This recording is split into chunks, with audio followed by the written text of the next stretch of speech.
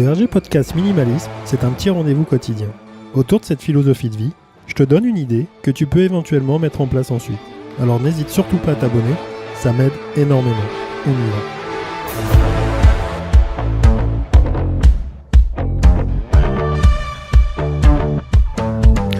Et ben ça y est, on va réussir à pouvoir parler correctement, enfin, vendredi.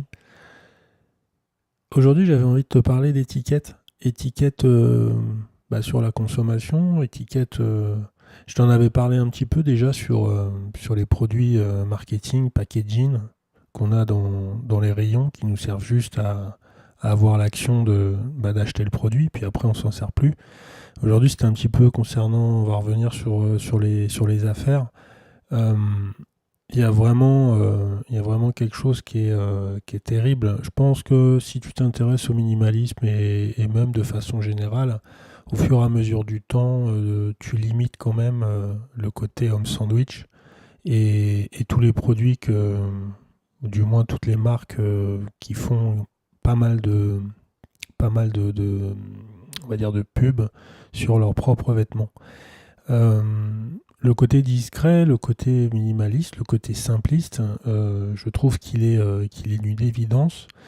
Tu vois pas beaucoup de gens, justement, quand tu regardes la mode, etc., avec de la marque qui soit très, qui apparaissent tellement sur leurs affaires que voilà, tu vois plus la qualité, la forme, la couleur et autres. Tu vois simplement le titre, le nom de la marque.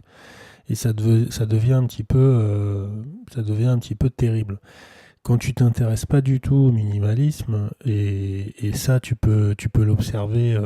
Alors si tu t'en intéresses, je vais y arriver. J'ai la voix, mais j'ai pas le cerveau qui est dans le bon sens.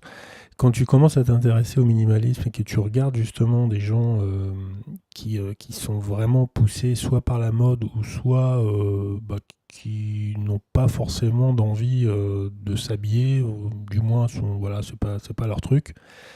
Là tu regardes, c'est flagrant à tel point que ça en devient, je vais dire, ridicule, parce que je pense pas qu'il est nécessaire d'avoir des représentations de marques sur soi pour avoir de la qualité. Et de plus en plus. Avant, il y avait beaucoup moins de choses à porter. Les marques étaient beaucoup moins focalisées là-dessus. Et surtout les marques, je pense aux marques de luxe qui depuis 2 décennies, on va dire, ont pris le pas de faire vraiment du prêt-à-porter sans la garantie d'avoir vraiment quelque chose de qualité finalement. Donc moi le côté panneau publicitaire, on n'est pas né pour être un panneau publicitaire.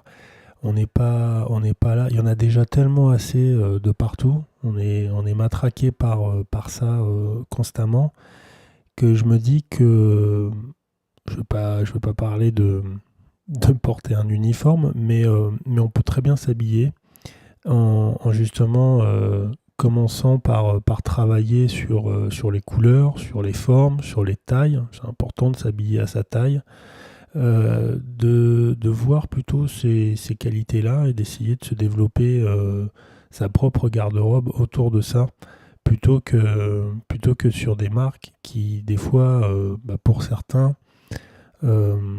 finissent par être ridicules parce que y a rien qui correspond à part le fait de se dire voilà, je porte telle marque, donc c'est quelque chose qui me satisfait. Bon, après chacun est libre de faire ce qu'il veut, hein, il y a aucun problème là-dessus, mais pour moi c'est quelque chose d'important d'avoir le moins d'étiquettes possible. J'en suis tellement à ce niveau-là que voilà, il y a des marques qui ne font pas du tout de pub sur leurs fringues, qui sont très épurées, qui sont vraiment dans cette idée-là. Et moi, bon, je vais pas citer la marque parce que c'était pas ça l'idée, mais sur des marques, j'arrive à enlever des étiquettes. Donc on en est là quelque part. C'est fini pour aujourd'hui. On se retrouve demain, samedi, pour le dernier épisode de la semaine, qui est passé relativement vite quand même. Sur ma page, www.rgminimalism.cloud, sur le compte Instagram, toujours, avec les petites fiches. Et puis moi, je te dis bonne séance si tu enlèves toutes les étiquettes. Et sinon, très bonne journée à toi. Je te dis à demain. Salut.